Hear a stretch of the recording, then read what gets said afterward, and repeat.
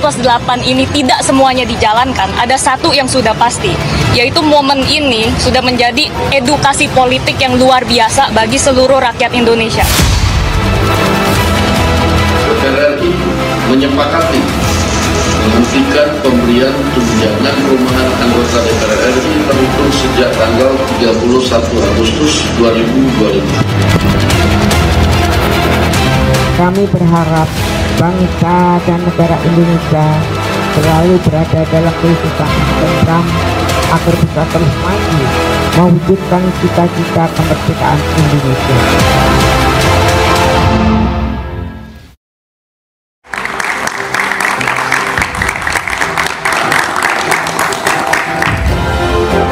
Selamat malam. Aksi demonstrasi dan kerusuhan yang terjadi di beberapa kota pada akhir Agustus lalu masih menyisakan luka, juga tanda tanya.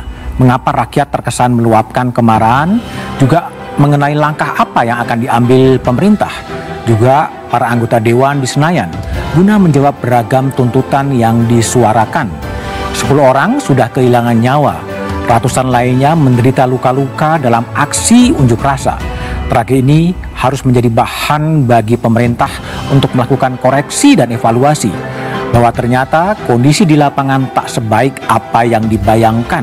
Akankah suara rakyat akan didengarkan pemerintahan Prabowo Gibran dan terlihat dalam kebijakan, atau sebaliknya diabaikan dan hanya dianggap mengganggu pemerintahan? Inilah Satu Meja The Forum, bagaimana nasib Indonesia pasca gelombang unjuk rasa.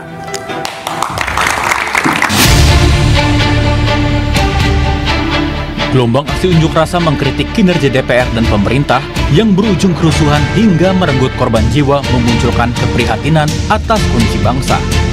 Sejumlah tokoh yang tergabung dalam gerakan Nurani Bangsa misalnya mendorong pemerintah untuk lebih berpihak pada rakyat serta mengedepankan kedaulatan sipil dan hukum. Kami berharap bangsa dan negara Indonesia selalu berada dalam kehidupan yang tentram, damai, agar bisa terus maju mewujudkan cita-cita kemerdekaan Indonesia. Ini hanya bisa dipenuhi dengan penyelenggaraan negara yang berpihak pada rakyat, adil dan berlandaskan kedaulatan sipil dan kedaulatan hukum. Selain itu, ramai pula diserukan tuntutan 17+8. Ini merupakan 17 poin tuntutan jangka pendek serta 8 tuntutan jangka panjang kepada pemerintah dan DPR. DPR telah menjawab tuntutan 17+8 dengan memutuskan sejumlah langkah, diantaranya menghentikan tunjangan perumahan anggota DPR serta pemangkasan tunjangan dan fasilitas anggota DPR.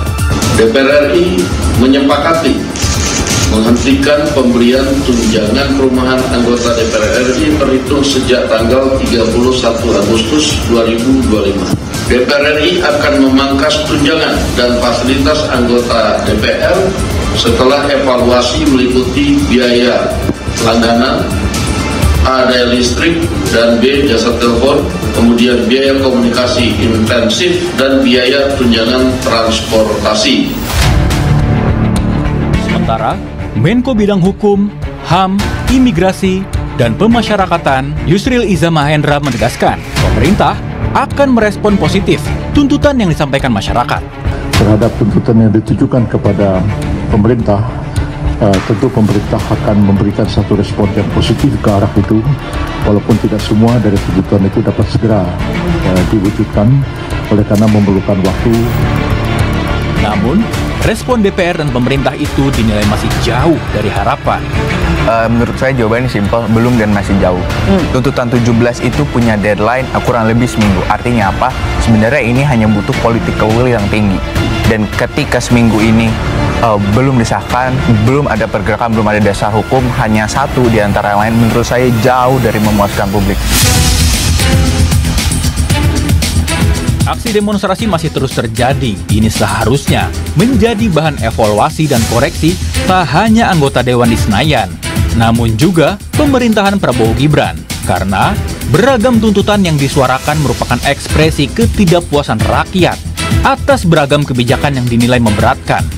Gelombang aksi unjuk rasa di berbagai daerah di Indonesia sudah menelan korban jiwa. 10 orang sudah kehilangan nyawa dan ratusan lainnya mengalami luka-luka. Akankah pengorbanan mereka bermakna?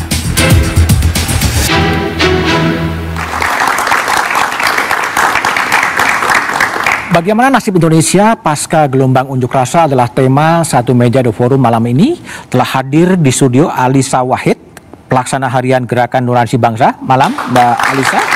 Ada Mas Sudirman Said, anggota Forum Warga Negara. Malam, Mas Sudirman. Lalu sebelah kiri saya ada Bung Marjuki Darusman, tokoh Aliansi Keterbukaan Sejarah Indonesia. Malam, Bung Kiki. Dan ada Profesor Hakrisutwi Hakrisnowo, tokoh Aliansi Akademisi Peduli Indonesia. Malam, Prof. Tuti. Saya akan mulai diskusi dari Mbak Alisa. Mbak Alisa, kalau boleh direfleksikan sebetulnya, bagaimana sebetulnya kondisi negeri ini itu seperti apa sebetulnya? Ya, kita sepertinya kalau di kalangan masyarakat sipil setidaknya kita sudah mengkhawatirkan hal-hal seperti ini. Karena kita sudah melihat banyak sekali tanda-tanda begitu.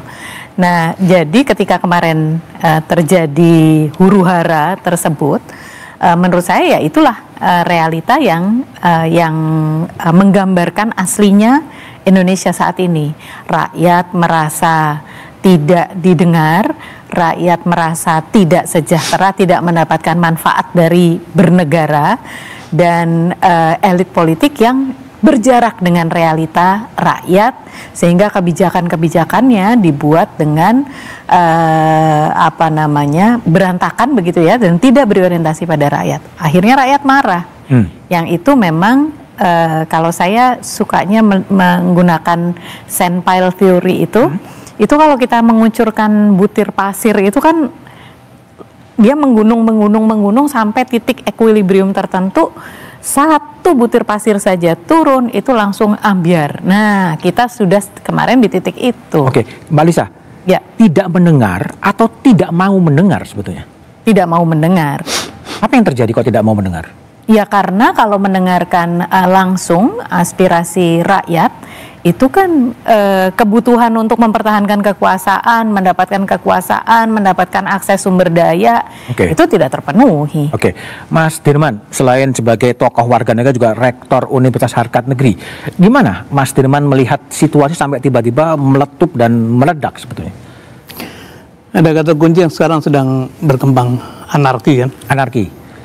Kemudian yang muncul di permukaan adalah seolah-olah masyarakat pengunjuk rasa itu yang salah. Padahal menurut saya anarkinya masyarakat yang muncul itu reaksi dari anarki politik yang ditunjukkan oleh para elit. Gitu. Misalnya saya memberi contoh nih, siapa suruh undang-undang pemilu itu dirubah untuk memenuhi keinginan keluarga tertentu? Siapa suruh undang-undang KPK itu direvisi sehingga KPK menjadi lemah? Siapa suruh sejumlah undang-undang itu direvisi, direkayasa dengan waktu yang sangat cepat sehingga menghilangkan yang disebut sebagai partisipasi bermakna? Siapa suruh undang-undang pilkada yang tadinya ada pasal yang mengatakan yang memiliki konflik kepentingan dengan petahana tidak boleh maju? Itu dicoret pasalnya pada tahun 2016. Jadi rentetan anarkis ini kemudian selama bertahun-tahun tadi ibaratnya pasir terus menumpukan suasana ketidaknyamanan, suasana kemarahan sebetulnya. Tapi kemudian tadi tidak ada satu mekanisme bahwa itu seolah-olah berarti untuk didengar gitu. Nah ketika itu bertemu, kejengkelan kelas menengah bertemu dengan kesulitan masyarakat, pekerjaan sulit, PHK di mana-mana, gas ada persoalan segala macam, itu satu lembaga riset mendaftar mengapa kemarahan muncul gitu ya. Kemarahan. Ketemulah di situ. Jadi puncaknya adalah ketika para pengurus negara menampilkan 3 hal. Nomor 1, ketidakpekaan.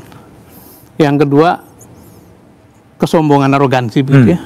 Yang ketiga tadi, bahwa kekerasan dalam bentuk lain telah diwujudkan dengan cara-cara memaksakan kehendak seperti rakyat ini bodoh semua gitu. Nah, itu kemudian menjadi ledakan. Sekarang apa yang terjadi? Menurut saya yang sekarang terjadi adalah belum sampai pada menyentuh akar masalah gitu. Karena akar masalahnya adalah tadi arogansi, anarkisme, elit, sama ketidakpekaan. Ketidakpekaan ya. Nah, ini yang akan terwujud dalam policy, keputusan, aturan regulasi yang akan memerlukan koreksi total, saya sebutnya. Karena koreksi total ya? Karena itu menimbulkan lubang hitam atau black hole dalam bernegara, yang ketika terjadi satu trigger untuk menyulut sesuatu, muncullah seperti yang kita saksikan. Baik, Bung Martiman. Bung Marzuki, faktanya kan memang 10 orang kemudian meninggal dunia ya di berbagai kota gitu. Kerusuhan aksi yang kemudian mengorbankan nyawa. Siapa yang harus bertanggung jawab terhadap kematian 10 orang itu kemudian? Ya, masih. Mas Budiman, kita masuk minggu kedua ya dari rangkaian kejadian-kejadian yang berlalu selama 10 hari ke belakang ini. Jadi kita perlu mulai dengan satu pengamatan bahwa ini satu krisis yang menunggu terjadi. Menunggu terjadi. Ya. Buktinya ialah teman-teman yang mengajukan protes tentang 17/8 itu mendaftarkan sekian banyak masalah. Dan sekian banyak masalah itu jauh ke belakang. Melampaui 8-9 bulan dari pemerintahan sekarang ini. Ya. Nah, karena itu memang harus ada suatu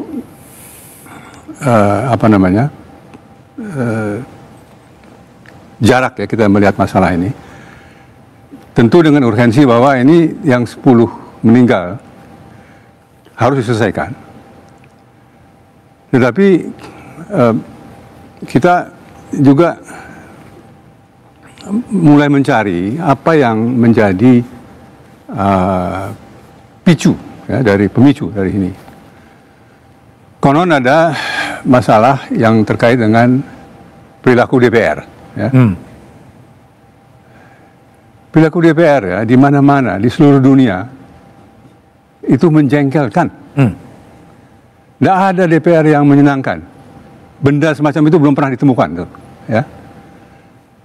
Jadi apa yang terjadi di DPR itu memang bisa memicu. Nah, dari pembicaraan yang sudah berkembang, kita melihat bahwa masalah ini memang sudah lama menyekam, ya. Dan kita tidak tahu persis apa yang menyebabkan tiba-tiba meledak. Ya. Tetapi bahwa ini kembali ke 10 tahun, 15 tahun yang lalu, masalah itu sudah ada di situ. Protes-protes mahasiswa dan pemuda dan masyarakat itu datang belakangan. Yang kondisi itu sudah lebih dahulu ada di situ. Ya. Nah, karena itu kita perlu ambil perspektif dalam hal ini, ya. Dan kalau ingin diselesaikan, maka tidak bisa diselesaikan dengan cara dari hari ke hari. Ya. Ini harus ada satu kebijakan untuk memanage seluruh persoalan untuk diselesaikan secara menyeluruh. Nah, yang mendesak ini sekarang adalah isyarat kepada publik bahwa pemerintah berada pada jalur yang benar dalam proses penyelesaian.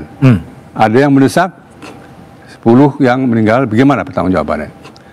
Ada sampai hari ini catatan dari Amnesty ada 1000 lebih yang ditahan, ya. Bahkan masih ada yang hilang. Belum ditemukan.